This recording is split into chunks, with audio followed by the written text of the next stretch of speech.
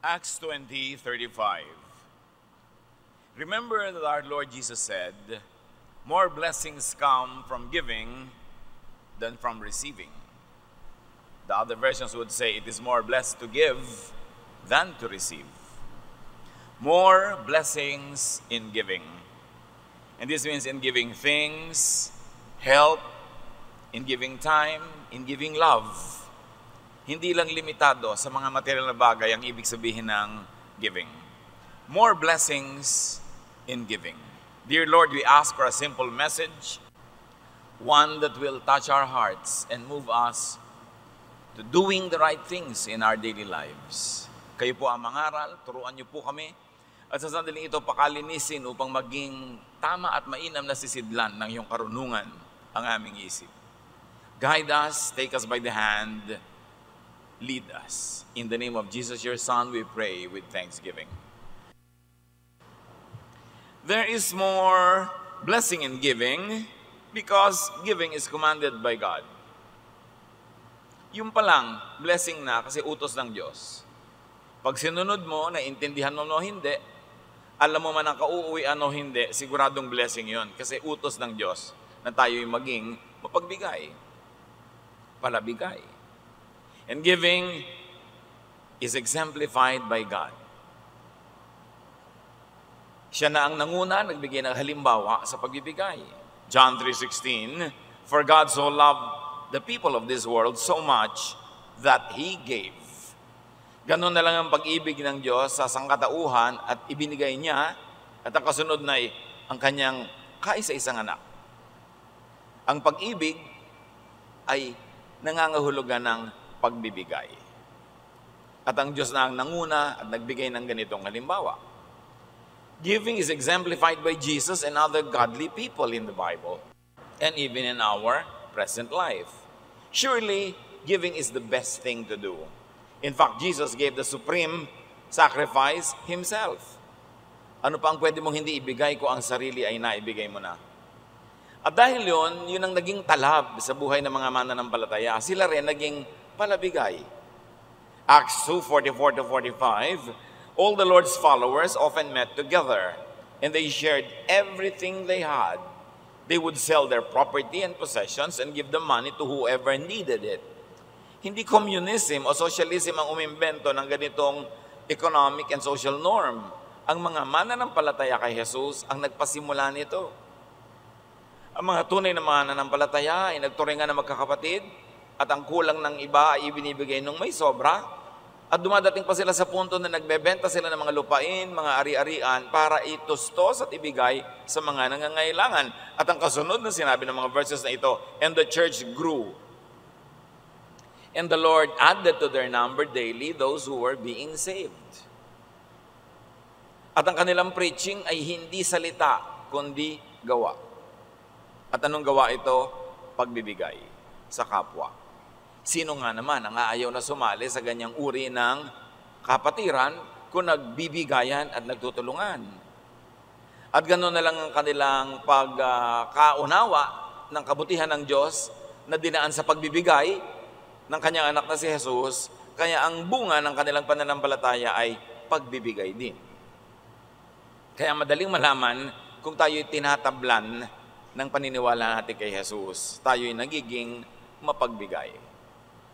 There is more blessing in giving because God promises to bless the giver. Hindi lang naman niya inutos, bagamat utos pa lang sapat ng dahilan para gawin, pero meron pa yon nakakambal na pangako na pagpapalain niya ang mga palabigay. Sa katunayan, sa sinabi ni Jesus na halimbawa o illustration nung paghuhukom sa dulo ng panahon, yun daw mga dadalhin sa kaharian ng Ama ay yung mga gumawa ng mabuti at nagbigay sa kapwa. Matthew 25:34 and 40, story ito ni Jesus.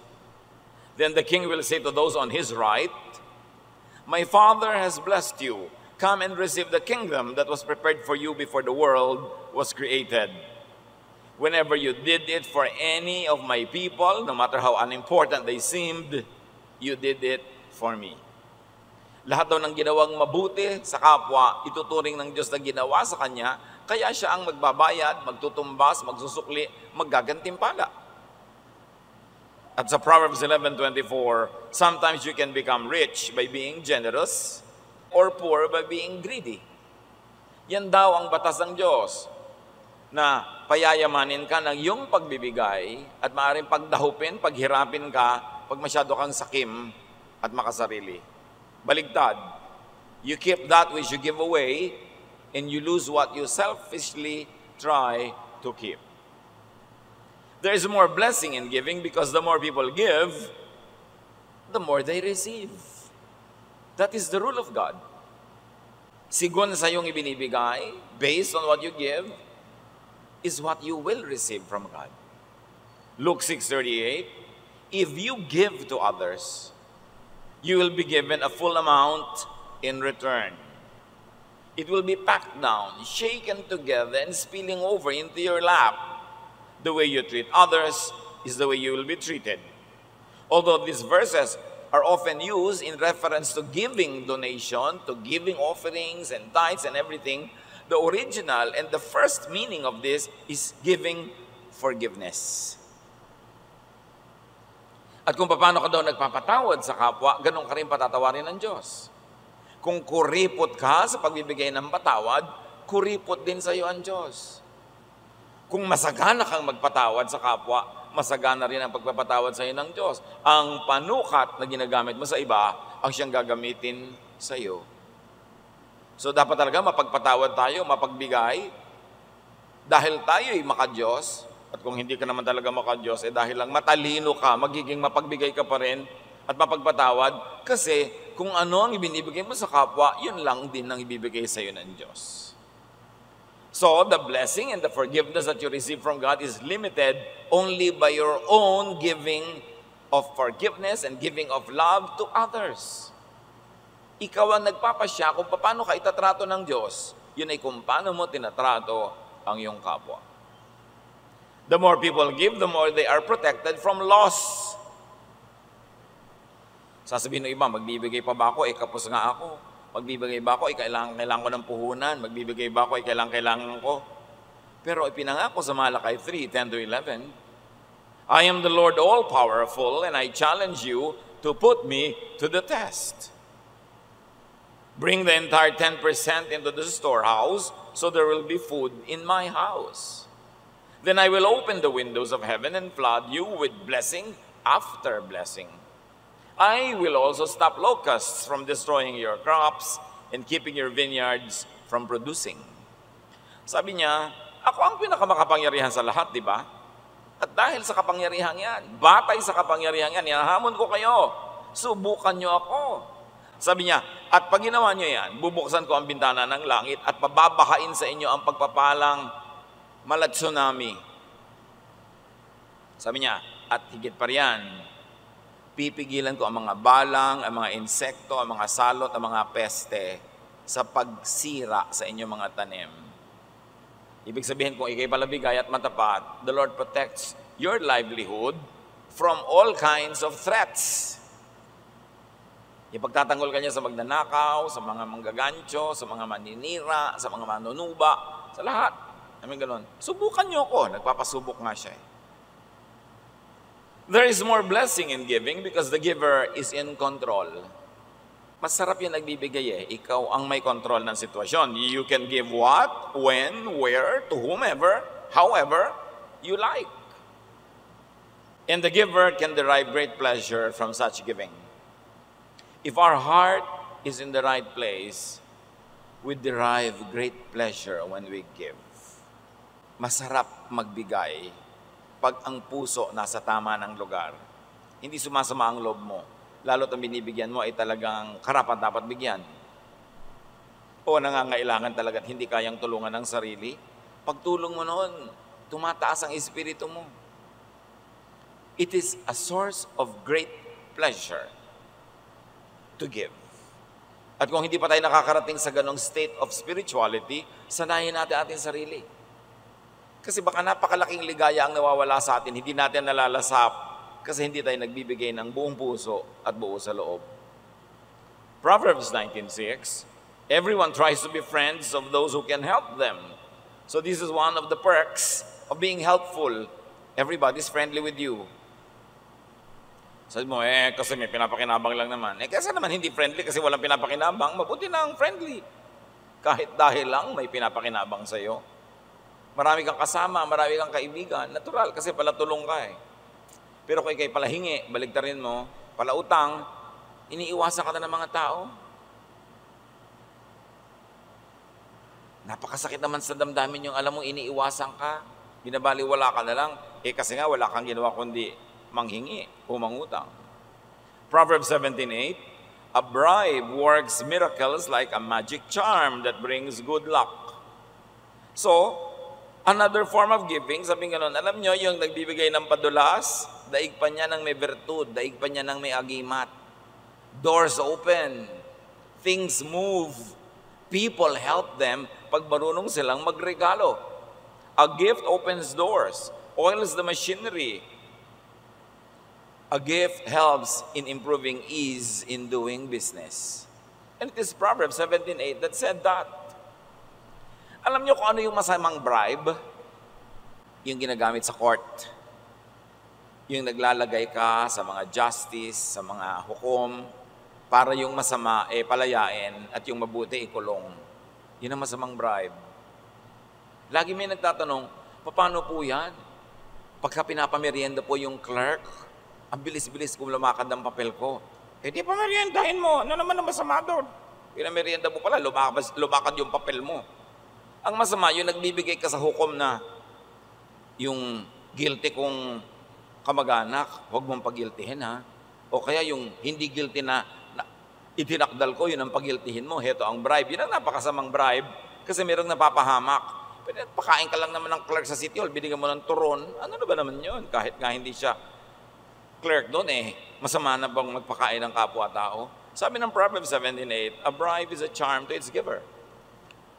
As long as it is not to thwart justice, not to pollute correctness in the rendition of justice. Laging may konteksto ang mga verses. There is more blessing in giving because deeper happiness, deeper satisfaction is not in keeping but in giving. Parang pagka ikaw ay empacho na, yung ang dami-dami mong kinain, may indigestion ka na, the pleasure really is in making it go out of your system. It is in giving it up. There is great pleasure in letting go, especially of your biological processes. Ganon din yung mga bagay, may pleasure yung pagbibigay. Proverbs 11:26, people curse the one who hoards grain, but they pray God's blessing on the one who is willing to sell. Of course, the context is may tag-gutom, people, traders are hoarding grain para taasan ang presyo, ayaw nila magbenta, at sa ganun daw mga panahon, sinusumpa ng mga tao yung ayaw magbenta, at idinadalangin nilang pagpalain pa ng Diyos yung nagbebenta, lalo sa mababang halaga. In other words, yung nagbibigay at nagdaramot, magkaiba na magiging trato mula sa mga tao, and the more giver the person is, the more siya ipapanalangin ng kapwa. Proverbs 11:25, a generous person will prosper. Whoever refreshes others will be refreshed. Napapansin nyo ba kahit sa mga kamag-anak, yung kamag-anak, kaibigan, kapitbahay na palabigay, siya itong hindi maubos-ubusan na binibigay. Yun namang maramot, laging wais, laging nang lalamang, siya naman yung laging kapos. O kaya ang dami-dami niyang naipon sa kanyang pagiging makunat, tapos isang dilubyo lang, ubus agad, wala lahat, baliwala ang kanyang buong karamutang inipon. That is why giving is better than receiving. There's a very big problem with give me. Bigyan mo ako. Malaki ang problema niyan because people do not usually give. People do not usually give as you want them to. Pagka ikay palahingi, palaasa, malamang mabibigyo ka lang lagi. Kasi hindi naman laging ibibigay sa iyo ng tao ang gusto mong ibigay niya. So kung ang mode ng iyong buhay ay manghingi kaysa magbigay, maraming beses you will only be frustrated. Because people who ask People who depend on others are bound to be frustrated. One other difficulty, kung nando ka sa receiving end at hindi sa giving end, recipients are not in control. In fact, recipients could be controlled because recipients could get indebted. Pag ikaw ang nagbibigay, para ka ng boss. Ikaw ang nagbibigay kahit na hindi nakakatawa yung joke mo, tawa na ng mga tao kasi may regalo ka, may bigay ka. Pero kung ikaw yung binibigyan, baligtad. No? Wala kang kontrol. Kung ano lang ibigay sa'yo, kung kailan ibigay, magkano ibigay. Tapos, nakatali ka, may utang na loob ka. May utang ka na pera, may utang ka na bagay, at may utang na loob ka pa. Proverbs 22:7, the borrower is slave to the lender. Ang nangungutang ay alipin ng nagpapautang. Kahit pa nagbayad ka na, o kahit nagbabayad ka, o kahit matagal ka ng bayad doon sa utang mong pera, paano yung utang na loob? Kaya mamimili na rin lang tayo. Saan ako pupwesto? Sa nagbibigay o sa tumatanggap? Mas maraming kaligayahan, mas maraming kalayaan at kasiyahan yung nagbibigay kaysa tumatanggap.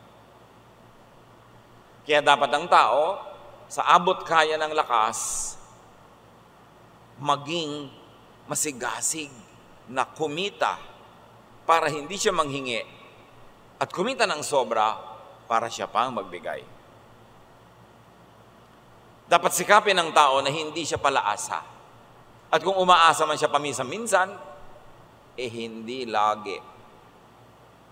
At kahit siya umaasa at nabibigyan, nagsusukli siya kahit paano. Hindi yung pagka nagsalita yung nagbibigay sa'yo, para ka ng pinitpit na luya, wala ka nang masabi. Bow ka na lang ng bow kasi get ka ng get. It's not a dignified way to live. To be receiving all the time. Unless you're too old, too young, or too sick. And I always emphasize that. Pero ang dami-daming malalakas ang katawan, palahingi. Sila pa yung malakas gumastos. Sila pa yung tampurista pag hindi nabigyan. At sila pa yung maluho. Ephesians 4:28, if you are a thief, quit stealing. Be honest and work hard so you will have something to give to people in need.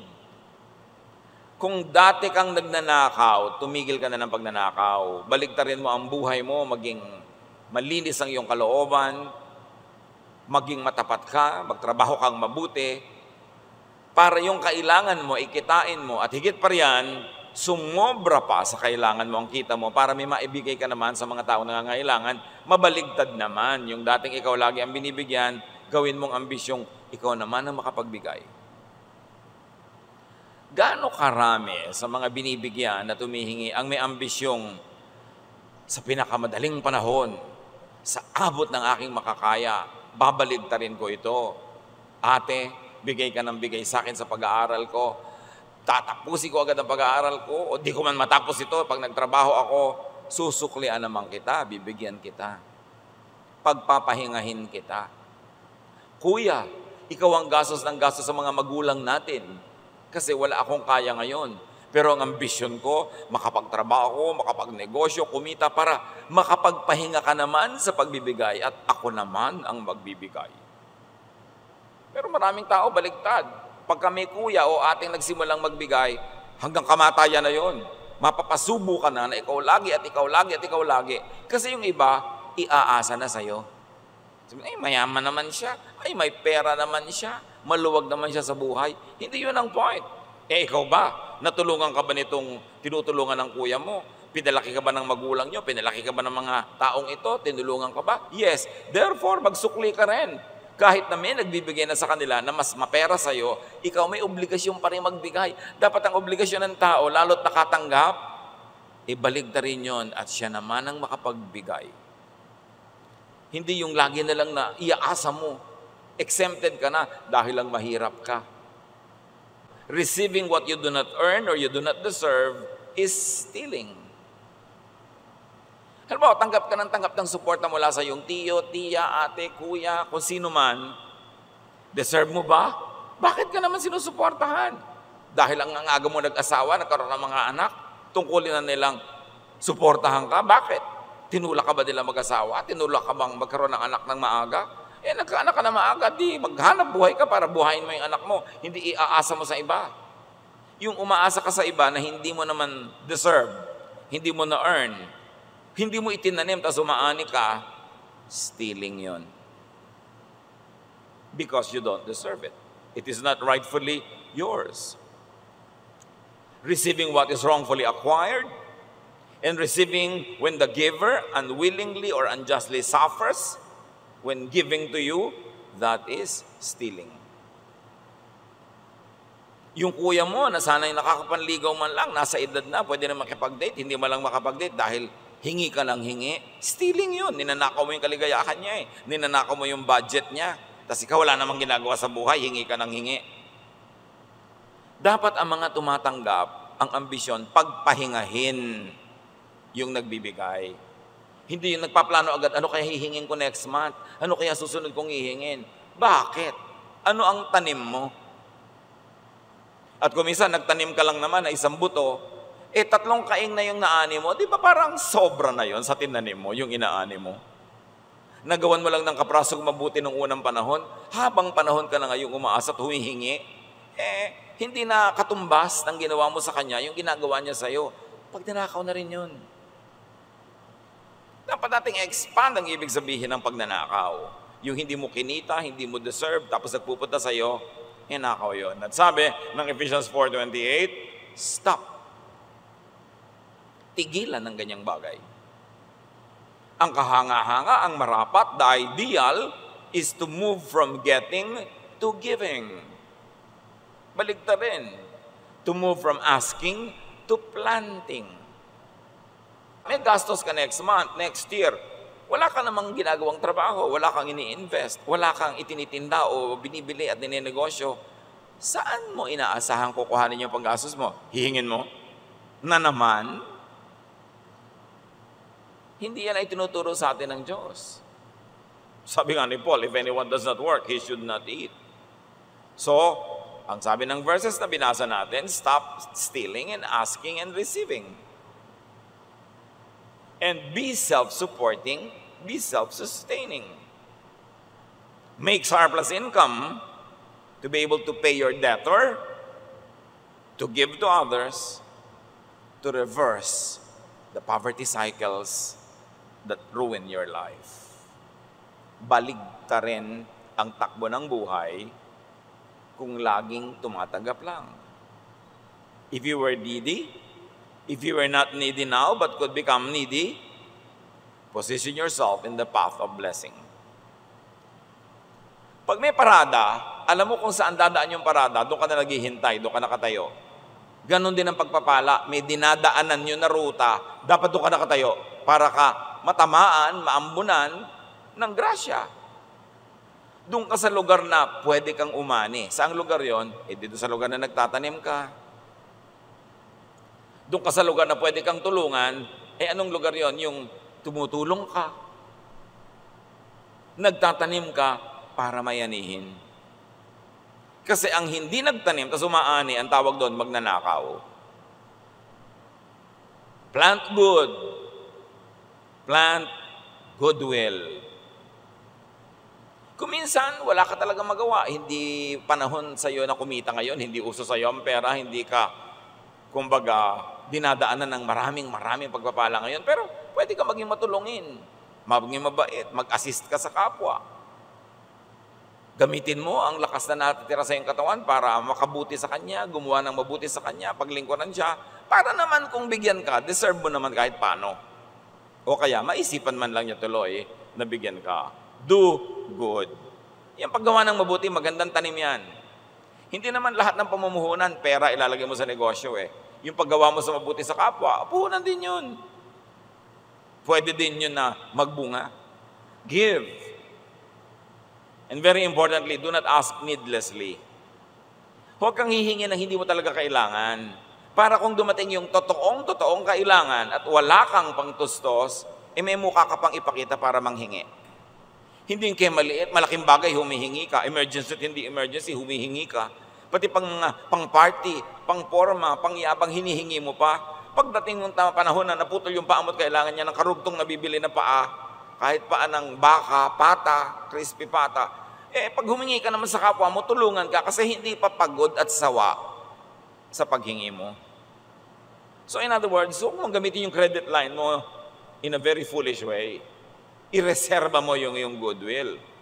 Do not ask, let's say, do not ask too much and too long. Makahalata ka na ilang buwan ka nang binibigyan, ilang taon ka nang binibigyan. Kailan titigil yon? Pag lang patay na yun, nagbibigay sa'yo? Mag-isip. Hindi ko patuloy kang binibigyan, buong puso kang binibigyan, lalo sa mga Pilipino na kababayan natin. Minsan talagang ang sama na ng loob mo, wala ka na maibigay, hirap ka na, pero hindi mo pa rin pinapahalata, binibigay mo pa rin. Pero yung bang ganong kagandahang loob ng nagbibigay, dapat nating pagsamantalahan. Hindi kumikibo ay hindi nagdurusa. Hindi kumikibo ay madali sa kanya ang ginagawa niya. Baka hindi lang talaga siya paladaing. So be kind to others, especially be kind to your giver, and be kind to your potential giver. Bata ka pa. Ang sungit-sungit mo sa mga bata. Malakas ka pa, kayang-kaya mo masuportahan ang sarili mo. Pero hindi mo ba naiisip, baka dumating ang panahon na mabuhay ka na lang sa awa ng mga batang ito na sila na yung may edad at ikaw ay super tanda na, hindi mo ba naiisip na pwede mo sila maging potential givers? Hindi mo ba naisip lang yung kapitbahay, pwede mong maging potential giver? Kung wala kang kotse, wala kayong sasakyan, malayo kayo sa sibilisasyon, tapos madaling araw, naghihingalo ka, madala ka man lang niya sa ospital dahil meron siyang sasakyan. Hindi mo siya kailangan ngayon. Ibig sabihin, hindi mo na siya kakailanganin kahit kailan. Kaya napakalaking kahangalan na makipag-away sa kapitbahay. Makipag-away sa mga nasa paligid. Kasi pag bigla ka nanigas at nagpagulong-gulong dyan, yung nasa paligid mo dadampot sa'yo. Be kind to your potential givers and helpers. Proverbs 11:17, kindness is rewarded. It's a rule. If you're kind, you'll be rewarded.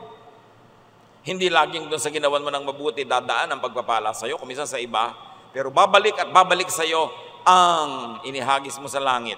Kung ang inihagis mo ay kabutihan, kabutihan ang babalik sa'yo.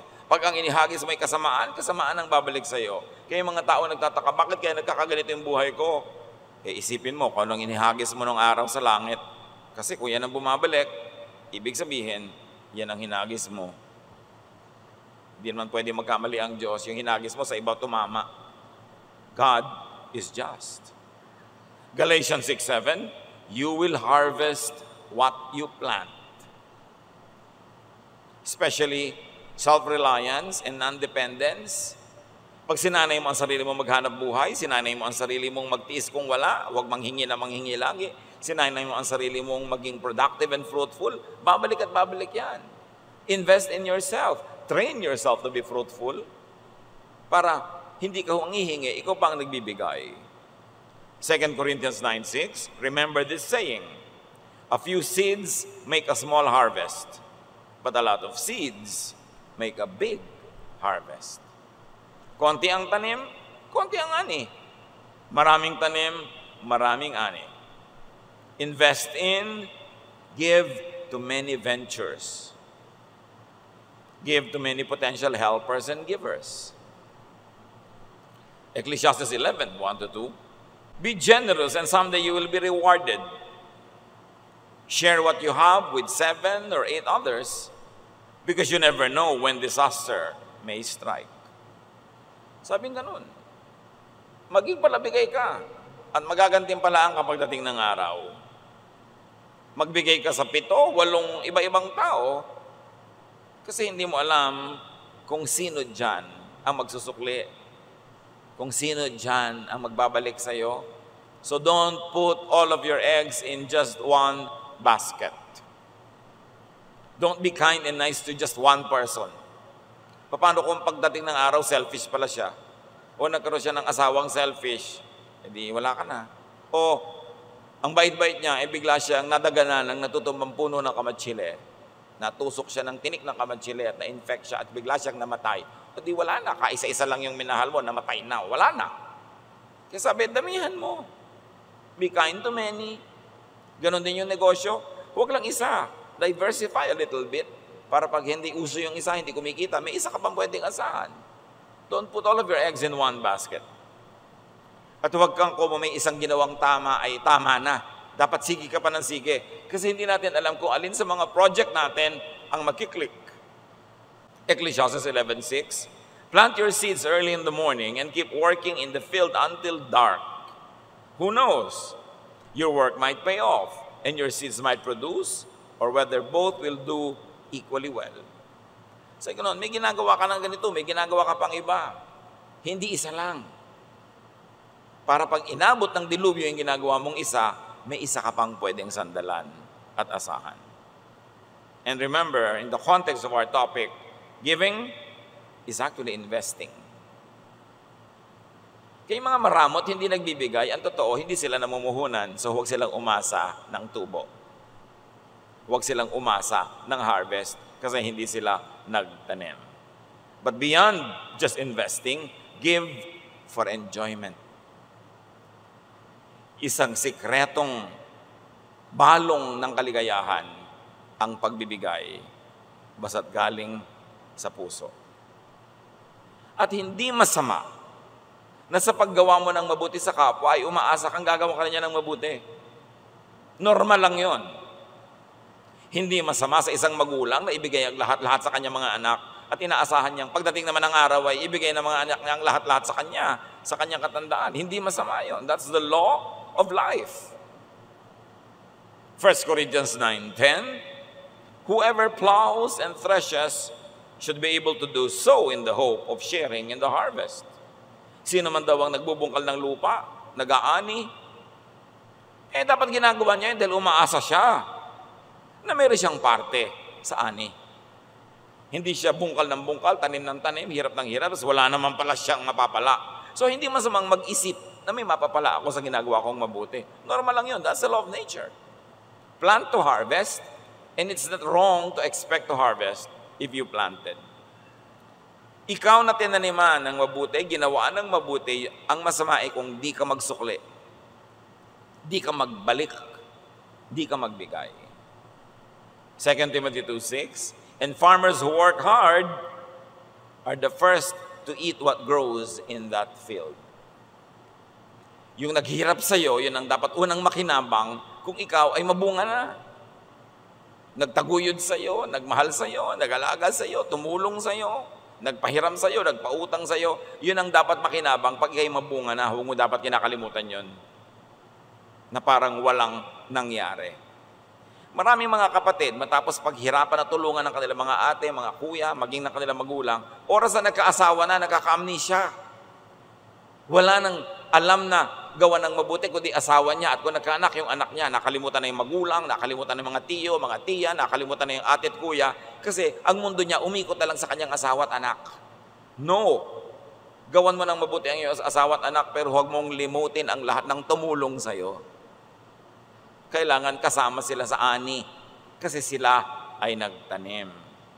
Kaya masama naman yung asawa ka ngayon, sinosolo mo na lang tong asawa mo, sinosolo mo ang kita niya, inilalayo mo sa mga kamag-anak. Bakit? Ikaw ba nagpakalaki dyan? Ikaw ba nagpaaral dyan sa napangasawa mo? Hindi naman. Tapos gusto mo, ikaw na lang aani? Tanim mo ba yan? Dapat ang tao lumalagay sa lugar. Hindi mo ipinagdaramot yung asawa mo sa kanyang mga kamag-anak. Hindi puro kamag-anak mo lang nakikinabang, yung kamag-anak ng asawa mo, puwera na. Lahat ng tumulong sa inyo, kaysa lalaki, kaysa babae, pare-pareho yung susuklian. Dahil lahat ng nagtanim, sabi ng Diyos, dapat umani. Receiving without giving back does not complete the cycle of receiving and giving. It does not complete the circle of life. So be grateful, be generous to those who helped you and who are still helping you. Beneficiary, give back to your benefactor. Recipient, give back to your giver. Give to others, even to those who have not given to you, so that you could start another cycle of planting and harvesting. Kung meron tayo dahil pinapauso Yun yung pagiging mapagbigay, hindi pagiging maramot. Kasi kung minsan, pag naging madamot ka, yan ang kokopyahin ng lahat. Lahat madamot na. Pero pag may nagbigay, lahat naman nagbibigay din. Magpauso tayo kung ano yung mabuti, kung ano yung maganda. And those who are blessed should expedite becoming blessings themselves. Pagka ikaw ay tumatanggap, dalian mo yung panahon na matatapos ang pagtanggap mo para mabaligtad mo na ikaw naman na magbigay. Dapat goal natin yon. Ang aking pangarap ay tumigil umasa, tumigil humingi, kundi mabaligtad dito. Ako naman ang makapagbigay. Ako naman ang pwedeng asahan. That is the circle of a godly life. From receiving to giving. And that is what God would like to see happening in our lives. Panginoon, turuan nyo kami na i-apply ito sa aming buhay. Papaano mapapaluwag namin ang buhay ng lahat sa paligid sa pamamagitan ng magiging mapagbigay at hindi pala asa lamang. Balansehin namin, Panginoon, na sa bawat tinatanggap namin, meron din kaming ibinibigay. At dan sa gayon, maluwalhati kayo. And the laws that you have crafted, that you have created, that govern life, will be implemented. And this life will be in order. Abundant, happy, restful. Pag-isipan natin, mga kapatid, ang mga bagay na ito at higit sa Diyos ang kakayahan na ito'y mailapat sa ating pang-araw-araw na buhay. Lord, as your people ponder this wisdom, let your voice be heard. Teach us how to make it personal, how to apply it in our daily life.